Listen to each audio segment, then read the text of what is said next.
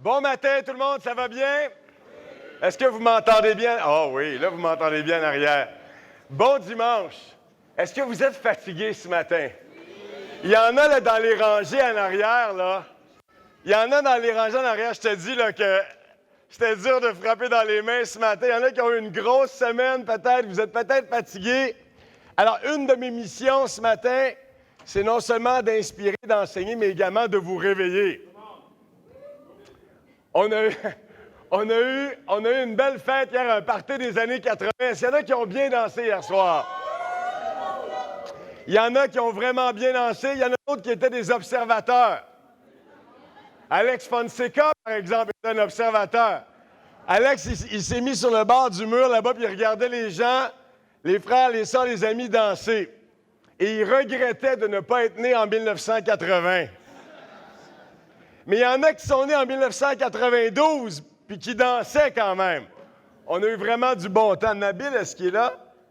Non, il n'est pas arrivé, hein? Il est avec les enfants. Il y en a qui avaient des bons déguisements hier. Il y en a qui avaient des bons déguisements. Sandra et Kossi. Kossi qui était déguisé en boxeur. Sandra qui était déguisée en je ne sais pas quoi. Ah! Oui, c'est ça. Oui, la femme aux épaulettes. La femme. Puis on avait aussi. On a essayé de mettre. On aurait aimé ça vous mettre des photos pour ce matin parce que William et Dennis faisaient un duo incroyable. Genre, vendeur de voitures usagées corrompues. Vous voyez le genre? Avec la moustache. On vous apporte les photos la semaine prochaine. Je vais demander à Dennis de vous donner des souvenirs de voyage. J'espère que ça n'affectera pas votre foi. Parlant de souvenirs de voyage, j'ai eu le privilège de voyager la semaine dernière avec Debbie, avec Dennis, Emma, Elsa. On est allé visiter l'église de Hamilton. Là où Danny et Gillian sont en train de servir l'Évangile. Ils vont vraiment bien. On a passé un temps merveilleux. C'était tellement encourageant de voir les frères et les sœurs là-bas. Il y a une sœur qui fêtait ses 60 ans, une sœur incroyable, la femme du Proverbe 31, là, une femme en or. Et vous auriez dû voir l'amour qui régnait parmi les frères et les sœurs. Et ça m'a beaucoup réconforté, ça m'a beaucoup encouragé de voir que non seulement Danny et Gillian apportent de l'amour et de l'encouragement, mais qui sont eux-mêmes encouragés et inspirés par une communauté qui est quand même assez mature. Il y a beaucoup de frères et de sœurs qui ont plus de 15 ans dans la foi. Il y en a beaucoup qui ont plus de 20 ans dans la foi également. Donc, c'est une église qui a une certaine profondeur et je vous demande de prier pour l'église à Hamilton. Et ensuite de ça, on a quitté Hamilton dimanche après-midi puis on est allé en Virginie, à Morgantown, Virginia, dans l'ouest de l'État de la Virginie. Et on a eu un temps incroyable. Et je veux vous encourager. On fait partie d'un groupe qui s'appelle le ACR, American Commonwealth Region, qui compte des dizaines de congrégations. Et dimanche, lundi et mardi passé, on était environ 200 dirigeants et dirigeantes. Il y avait environ 85 couples mariés qui étaient là. Et c'était vraiment inspirant de voir ces couples matures, joyeux, inspirés dans la foi, qui étaient là pour apprendre, pour s'équiper de façon à pouvoir après ça retourner dans leurs congrégations respectives pour enseigner les fidèles. Donc, je vous demande de prier également pour le leadership du ACR parce qu'on a besoin des prières, on a besoin du travail de l'Esprit, on a besoin d'être encouragé par Dieu de façon à continuer à bâtir l'unité et à construire la foi dans l'Église. Amen. Comme vous le savez, on est en train de faire un voyage dans le monde justement de la foi. Si vous êtes invité ce matin, si c'est votre première visite ici à Montréal, pour vous mettre dans le contexte, on est en train d'étudier le sujet de la foi et on le fait au travers d'un livre qui a été écrit par un de nos frères dans la foi qui s'appelle Randy McKean et qui est un exemple de détermination, un exemple de persévérance dans la foi. Il a écrit ce livre-là pour encourager les frères et les sœurs à vivre des vies victorieuses au travers d'une foi qui est assumée, une foi qui est profonde, une foi qui dépend sur la Bible et qui met en pratique ce que la Bible enseigne. Et c'est dans cet esprit-là qu'au mois de septembre, on a commencé une série d'enseignements sur la foi. Et ce matin, on va continuer à parler de la foi et on va parler ce matin de la foi qui va jusqu'au bout. Jusqu'au bout. Ou les Québécois diraient jusqu'au bout. Et j'aimerais commencer l'enseignement ce matin en vous invitant à ouvrir vos Bibles en Genèse, chapitre 1. On va aller dans le premier livre de la Genèse. J'aimerais en profiter notamment pour accueillir des visiteurs de Québec ce matin. Dimeng, notre frère bien-aimé, est ici. Il est venu avec des amis de Québec. Levez-vous donc, là, les Québécois. Dimeng, est-ce qu'il est dans la salle? Ah, Dimeng est dans le fond là-bas. Bienvenue parmi nous. Bienvenue à Montréal. It's great to have you with us. Il y a aussi une femme qui me semble vraiment formidable, qui a commencé à étudier la Bible à Toronto et qui vient de déménager à Montréal. Elle s'est trouvée un travail ici et elle va continuer ses études bibliques. Et je veux vraiment vous encourager à lui donner tout l'amour du cœur que vous avez. Cassandre est avec nous ce matin. Bienvenue parmi nous, Cassandre.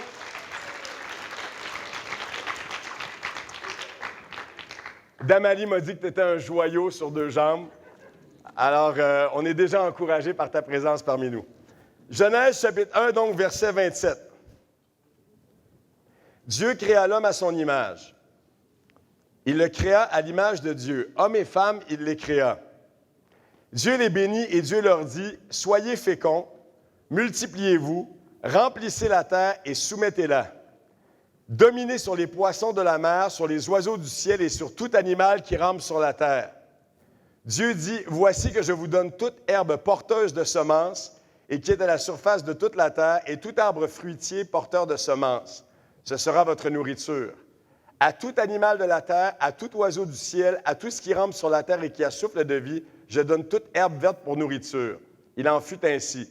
Dieu vit alors tout ce qu'il avait fait, et voici, c'était très bon. Très bon. Il y eut un soir et il y eut un matin, et ce fut un 6e jour. C'est vraiment magnifique. La parole ici nous parle du cœur de Dieu qui a voulu partager son amour en nous créant à son image et en nous donnant le dominium sur l'ensemble de sa création. C'est ce qu'on voit en Genèse 1, versets 27 à 31. Et j'aimerais maintenant vous inviter à contempler ce que vous avez ici devant les yeux, si je suis capable d'aller le chercher. Attendez un instant. Alors, j'espère que ça vous parle un peu. Et ça dit de façon beaucoup plus éloquente ce que j'ai essayé de vous dire tantôt.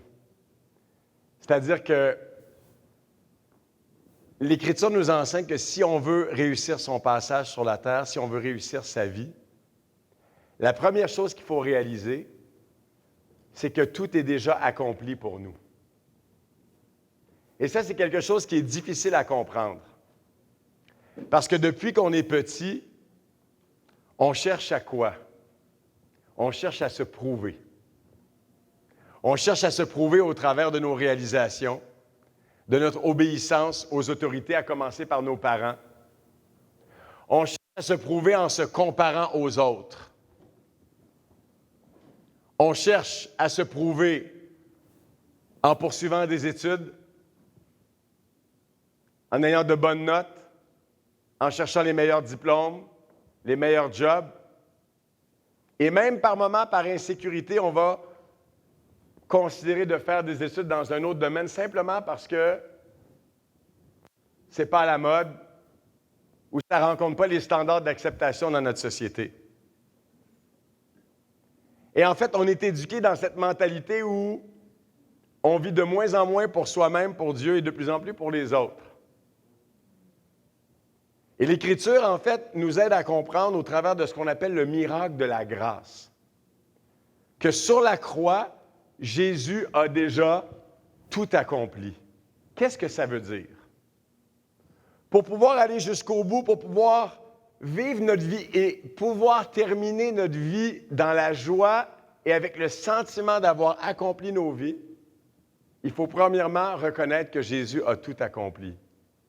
C'est-à-dire que Jésus est allé sur la croix pour prendre toute notre imperfection, toute notre fragilité. Je suis en train d'étudier la Bible avec un frère en ce moment. Et c'est vraiment intéressant parce qu'en Ésaïe 53, la Bible nous dit que Dieu a porté toutes nos fautes, tous nos péchés. Mais la Bible dit aussi que Dieu a porté toutes nos souffrances. Toutes nos souffrances. C'est-à-dire que Jésus a non seulement pris ma culpabilité, mais il a également pris en lui tout ce qui m'a fait mal, tout ce qui m'a détruit, tout ce qui m'a empêché d'être l'homme et la femme que Dieu avait dès le départ rêvé en me mettant sur la terre. Et c'est un mystère qui est profond parce que la Bible et Jésus m'appellent constamment à me rappeler à quel point il m'aime.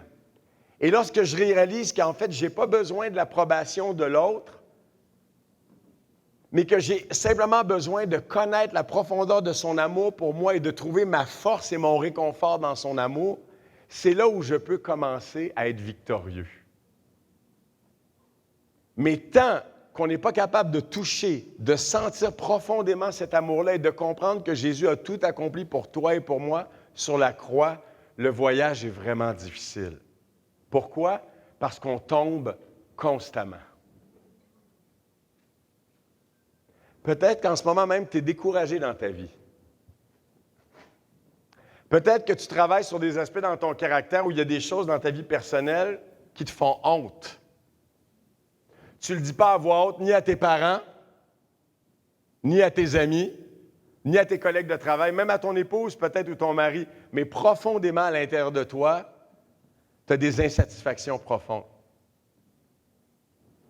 Et ce que je réalise à chaque fois que j'étudie la parole, la Bible avec quelqu'un, et ceux et celles qui étudient la Bible régulièrement avec des hommes et des femmes, vous savez de quoi je parle, on a besoin de façon régulière de revivre l'expérience de la croix pour comprendre à quel point on est aimé. Parce que c'est dans l'expérience de l'amour que je trouve la force de croire et la force de continuer. Est-ce que vous me suivez? Dans mon mariage avec ma femme, si ma femme ne renoue pas avec moi le lien de l'amour en me disant à quel point elle m'aime et elle m'apprécie, je peux m'épuiser dans le mariage. Je peux perdre ma motivation. Il y a des mariés dans la salle, vous savez exactement de quoi je parle.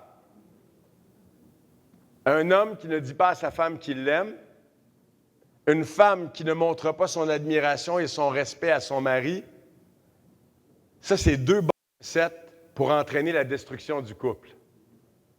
Bien, dans notre vie spirituelle, c'est la même chose. Si on n'est pas en communion avec l'amour de Dieu et qu'on ne réalise pas à quel point Dieu nous aime, qu'on ne réalise pas que Jésus a tout accompli pour nous sur la croix afin de nous ouvrir le ciel et de nous permettre de devenir les porteurs de son esprit, la vie peut devenir extrêmement, extrêmement pénible. Parce que si à chaque fois que tu viens ici le dimanche matin, tu entends des messages qui t'appellent à aller plus loin, à aller plus haut dans ta vie chrétienne, et que tu sens l'obligation de grandir, et que tu as l'impression d'être sous la règle plutôt que sous l'amour, tu vas t'épuiser. Tu vas vraiment t'épuiser. Parce qu'on ne peut pas tout changer. On ne peut pas tout changer d'un coup. Mais une chose est claire, c'est que lorsqu'on trouve dans l'amour du Christ, dans l'amour de Jésus, l'inspiration, et qu'on sent véritablement le confort de son amour, ça nous motive grandement pour changer. Ça nous motive grandement pour avancer. Et je vous parle de mon expérience propre, mais je sais que je ne suis pas le seul ici qui vit ça. En tant qu'évangéliste, en tant que disciple de Jésus, en tant que serviteur, je suis appelé à être, selon ce que la Bible enseigne, irréprochable.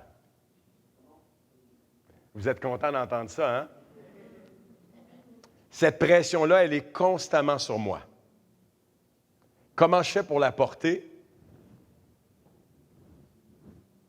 Ça ici. Quand je vais dans mon lit, je m'en vais sur mes genoux, je ferme mes yeux, je baisse ma tête, j'imagine la croix, je vois Jésus, je vois ses souffrances, je vois sa grande peine, je le regarde dans les yeux et je me rappelle son amour. Je l'imagine en train de me dire, Ghislain, je t'aime, appuie-toi sur moi, je suis avec toi, je porte ton fardeau et je vais marcher avec toi. Une foi qui va jusqu'au bout, une foi qui est persévérante doit nécessairement se réfugier dans l'amour de Dieu. Je vous invite, s'il vous plaît, à ouvrir vos Bibles en Matthieu 14. On va lire une histoire qui est vraiment fascinante. C'est probablement une des histoires les plus connues du Nouveau Testament parce que c'est un des miracles les plus spectaculaires du Nouveau Testament. Matthieu 14. On va lire ensemble les versets 23 à 33 et on va parler justement de la foi qui persévère au travers de l'exemple d'un homme qui a eu de la difficulté à voir clair et aller jusqu'au bout dans une situation donnée de sa vie. Et je parle de l'apôtre Pierre ici. Matthieu 14, verset 23. Après les avoir envoyés, ici, la Bible nous parle de Jésus qui renvoie ses amis. Il monta sur la montagne pour prier à l'écart et le soir venu, il était là seul.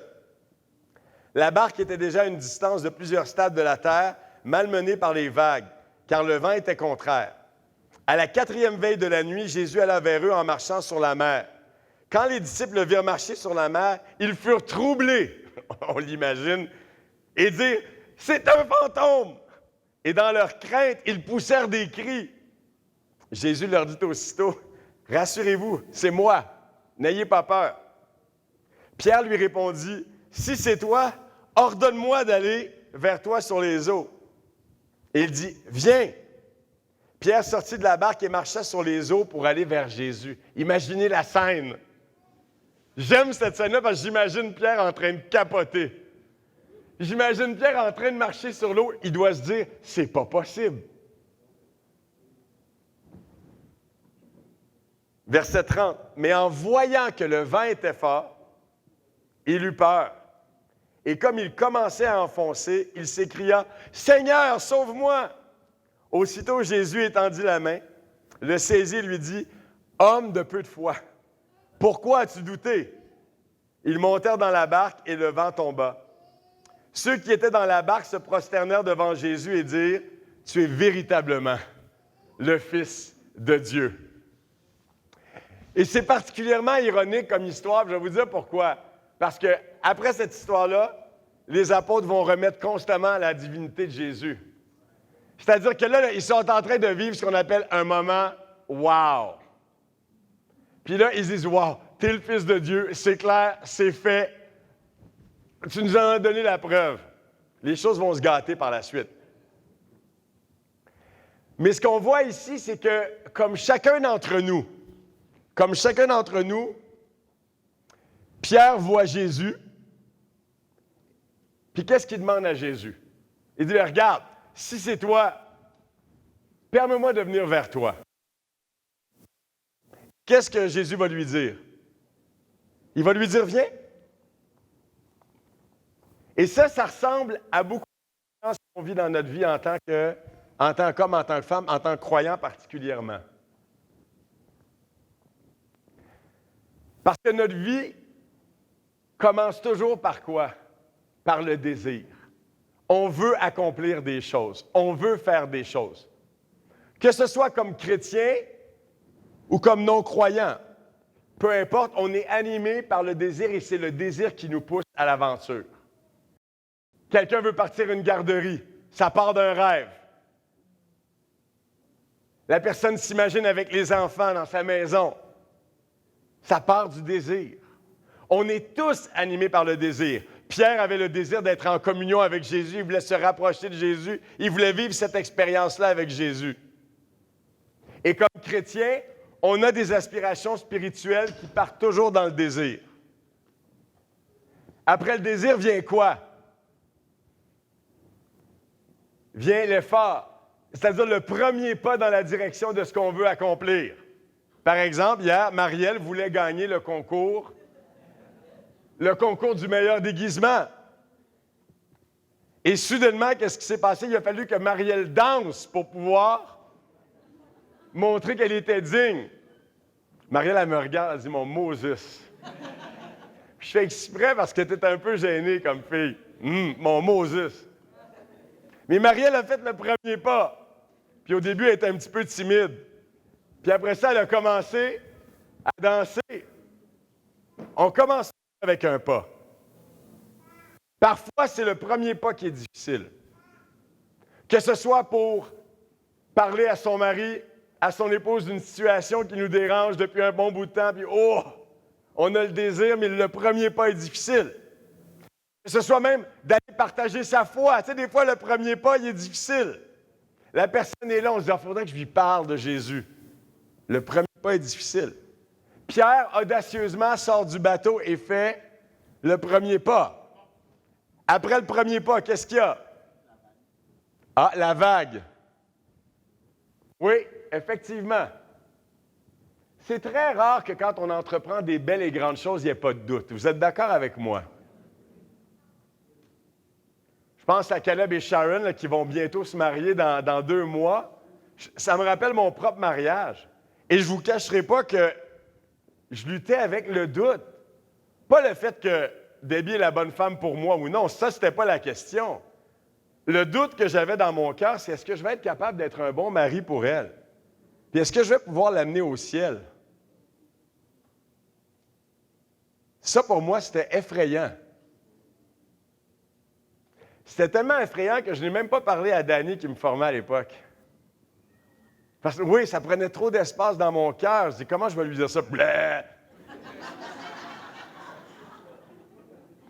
J'aurais probablement dû le dire à Danny, « Hey bro, j'ai peur. » Mais effectivement, le doute fait partie de notre aventure. Et Pierre est passé par là, il s'est mis à douter. Qu'est-ce qui l'a fait douter?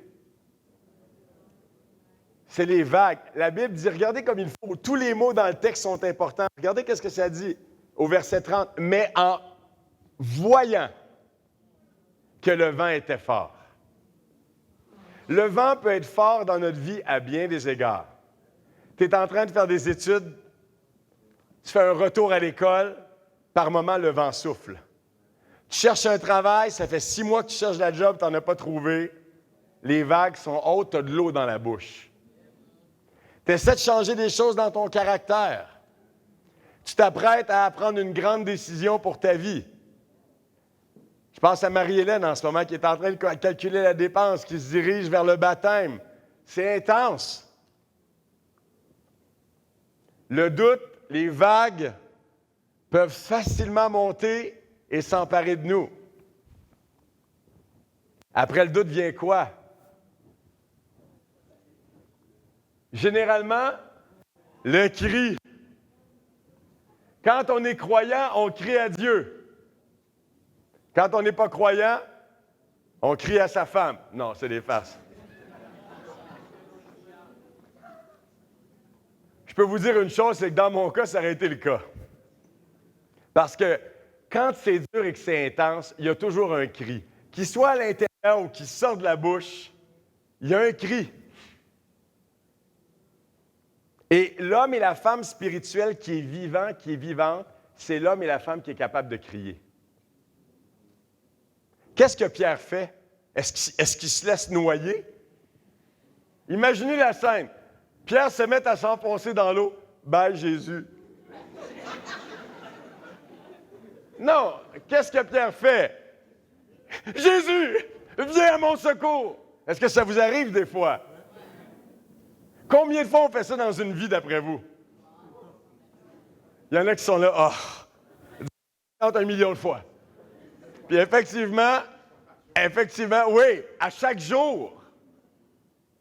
Si jamais vous voulez avoir une thérapie là-dessus, allez voir Alex Masson, il va vous encourager. Alex crie dans son cœur à Dieu constamment. Et sa femme encore plus. Ça, c'est seulement à un ami qu'on peut dire ça. Mais effectivement, le cri est là.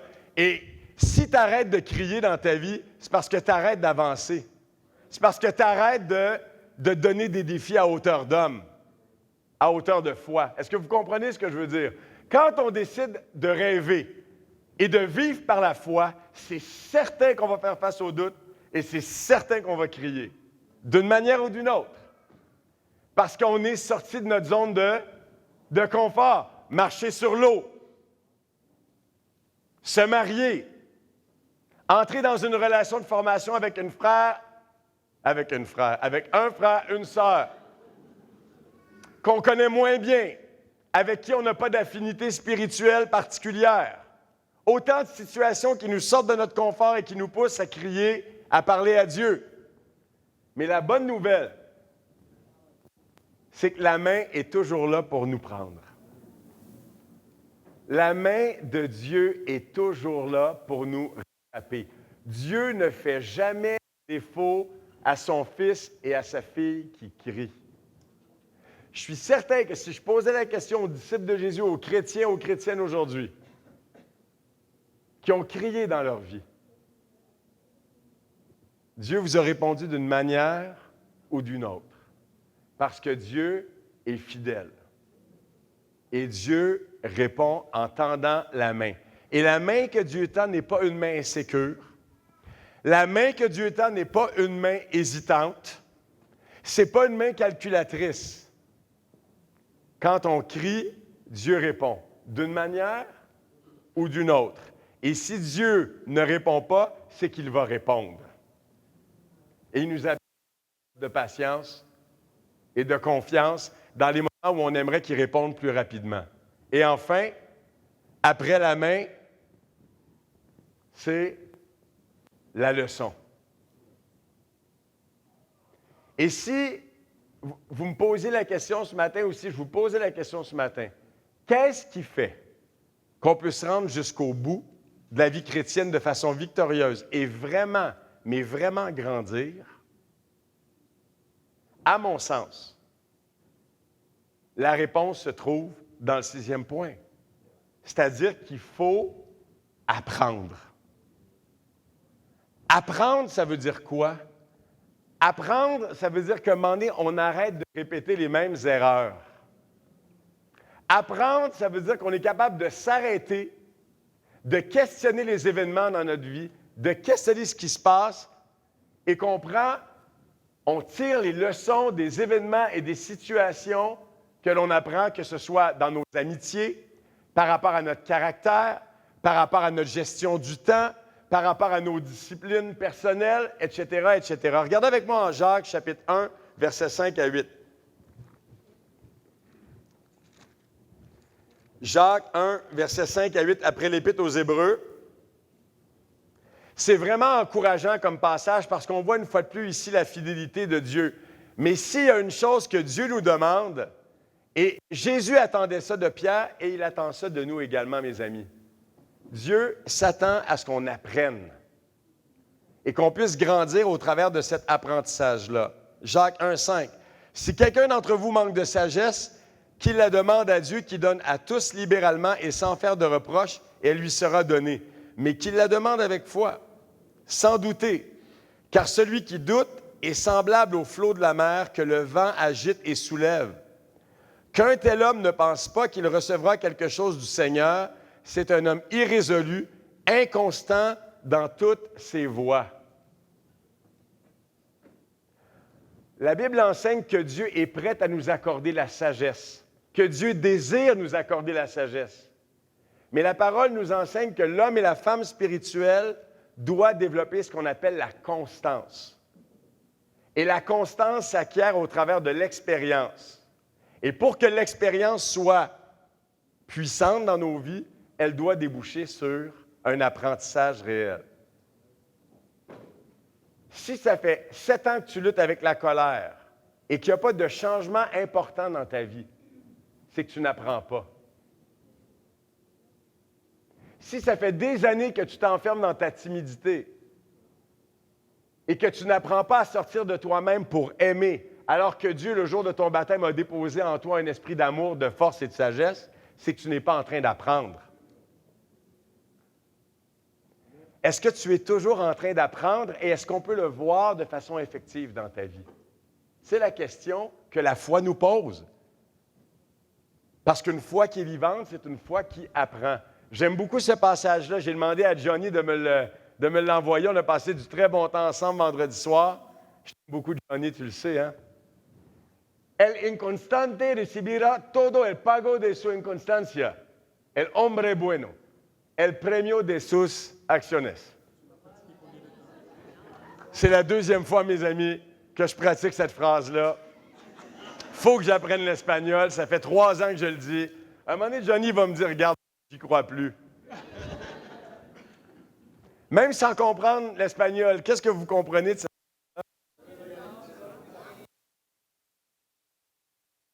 Quelqu'un qui n'est pas hispanophone qui veut s'essayer. Levez la main. Vincent. Oui.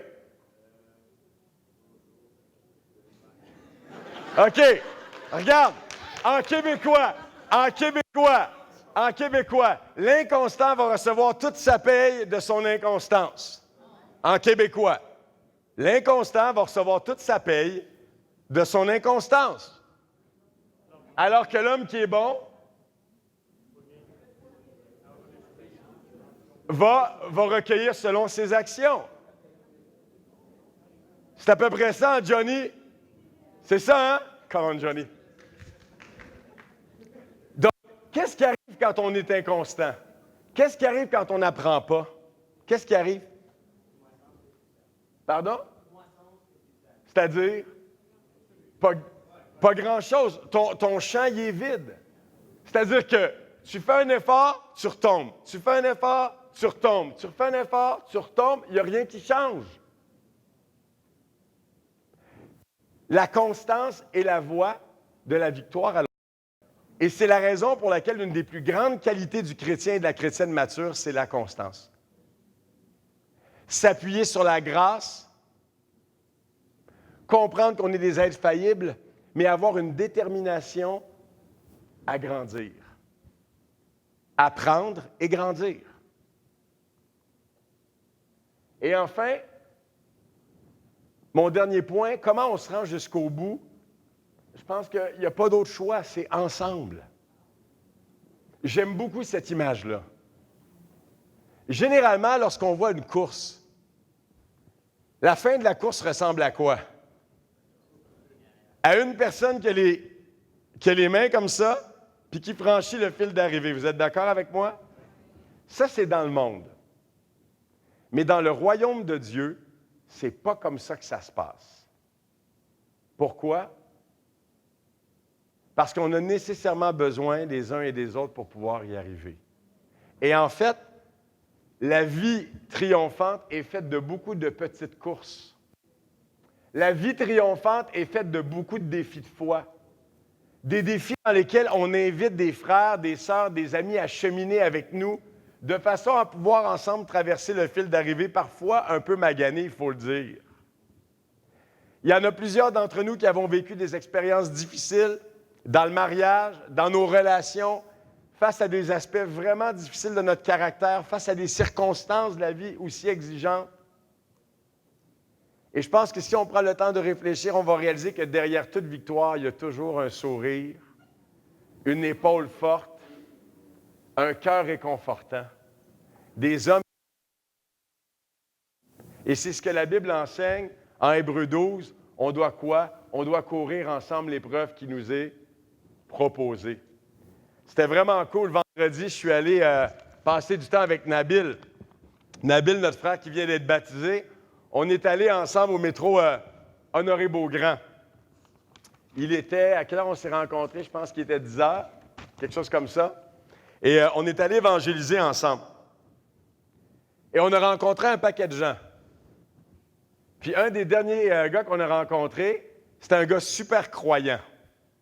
Puis là, quand on lui a parlé de Jésus, il a sorti tout son baratin. Ah, quand tu as la puissance de Dieu, Jésus! On l'écoutait, puis on voyait qu'il était fired up. C'était un Africain, effectivement. Non, bro, c'est un Haïtien.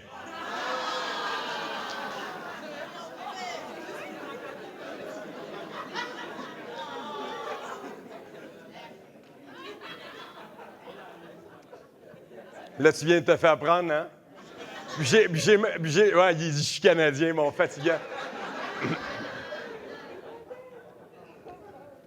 Puis à un moment donné, juste comme ça, une petite vite. C'est juste une petite vite. Comment va ton mariage? Là, il me regarde, puis soudainement, tout a changé. Voyez-vous, dans le monde religieux, Dieu il est à l'Église, puis Satan il est à la maison. Dieu est à l'Église, Satan est à la maison. Il y a deux vies. Il y a la vie à l'Église du dimanche. Puis là, soudainement, quand on quitte, puis qu'on rentre dans la réalité, là, soudainement, les choses sont bien différentes.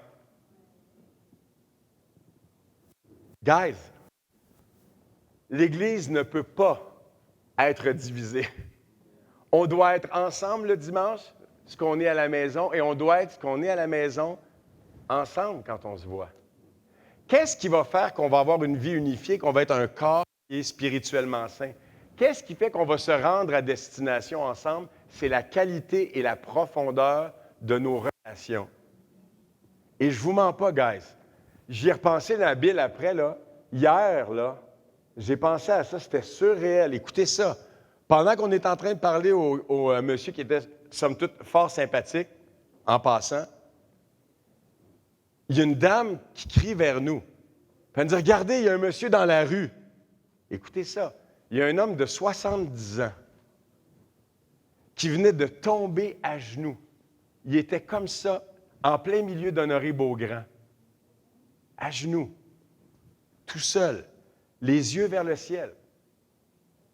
On l'a sorti de la rue. On l'a mis dans l'auto de Nabil. On était à le reconduire chez lui. On n'a jamais compris comment il s'est rendu là. C'était vraiment intense. Puis je ne comprenais pas l'événement. Mais pour moi, c'est le signe de ce qui se passe clairement dans le monde. Les gens sont seuls. Les gens sont humiliés. Les gens tombent sur leurs genoux sans avoir quiconque pour les relever.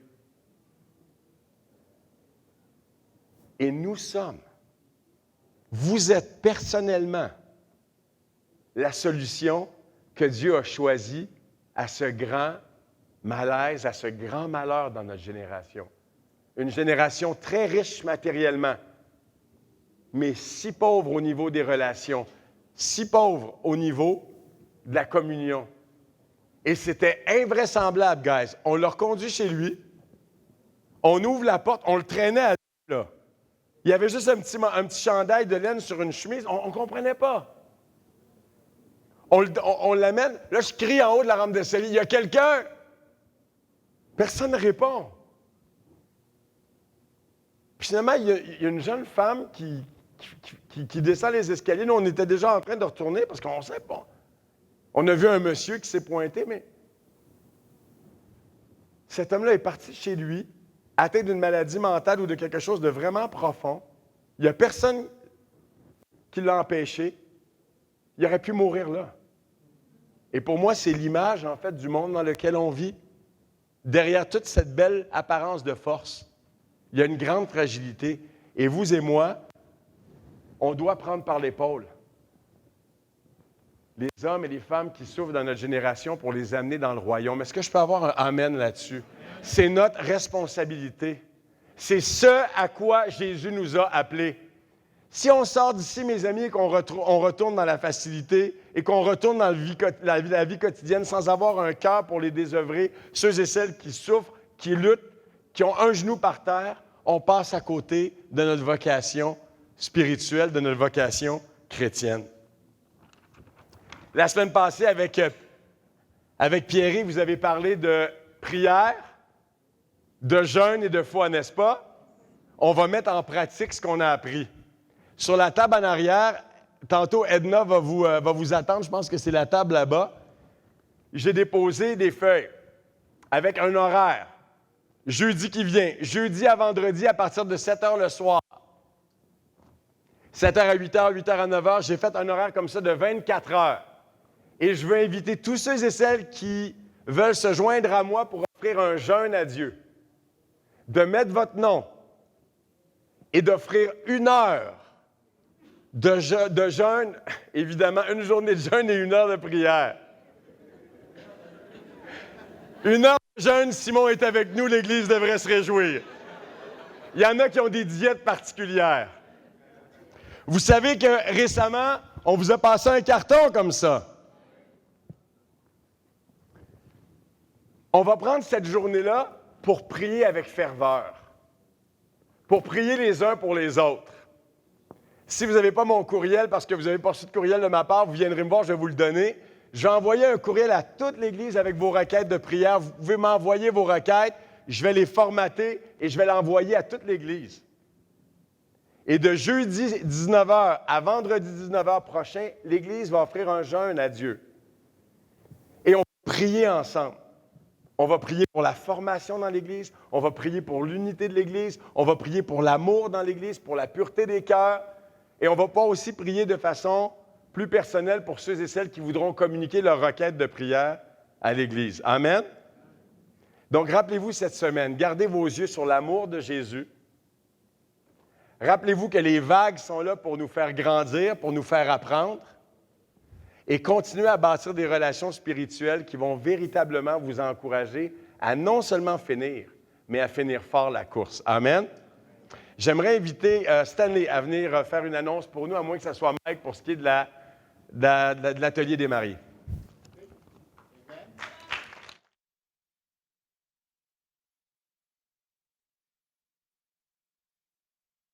Aller dans la même veine, j'ai apprécié l'une des paroles que Ghislain a prononcées durant son enseignement, que dans le monde religieux, Dieu est à l'Église, Satan est à la maison. Donc, ça fait depuis quelques mois que l'on parle ensemble dans le leadership de l'Église comment aider particulièrement les couples et les parents de l'Église à mieux vivre leur vie de couple de façon spirituelle et à être vainqueurs. Donc, on a décidé qu'on allait mettre un programme bien étoffé en place en commençant l'an prochain, début de 2016, pour offrir des ateliers sur une base régulière pour les couples et les parents de l'Église, pour bien vous outiller dans le combat et pour vous aider à réussir, parce que ça représente un aspect tellement important de la vie chrétienne. Si on ne peut pas être heureux à la maison, c'est tellement difficile d'être heureux à l'église ou ailleurs.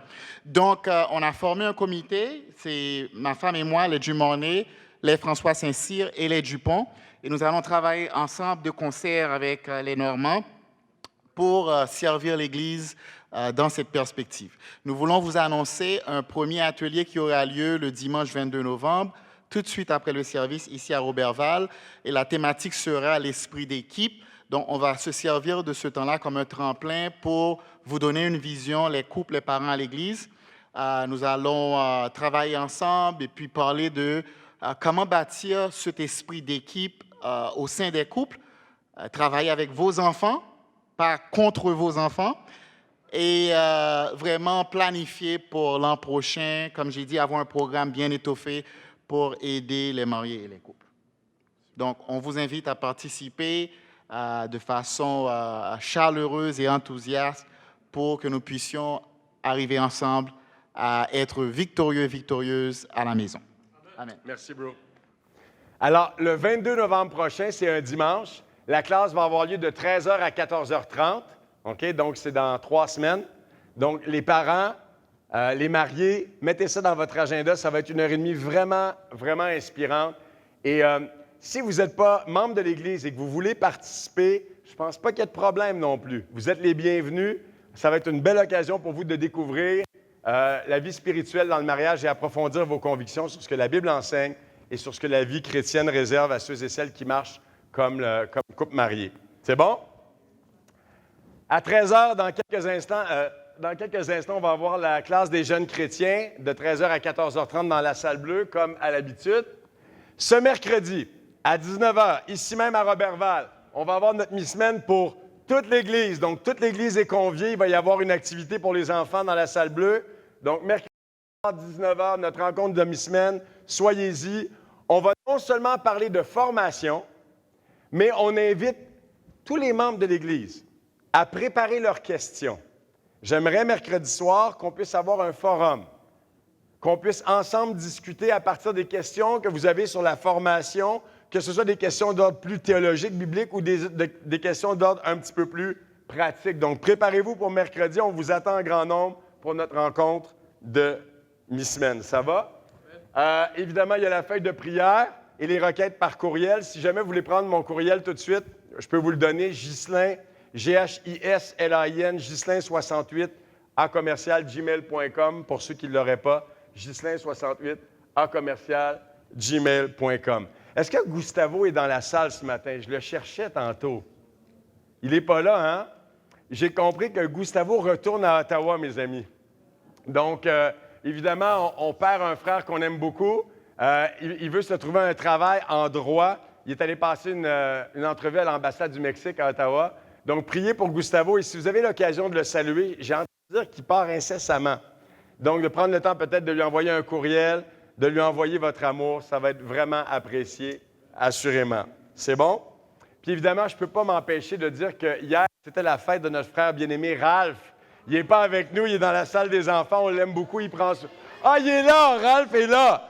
Et demain, ça va être la femme de ma fête, de ma femme également, de ma fête. Et pour tous ceux dont on n'a pas souligné l'anniversaire, joyeux anniversaire, on vous aime. Je vous invite, s'il vous plaît, à vous lever, on va chanter un dernier chant.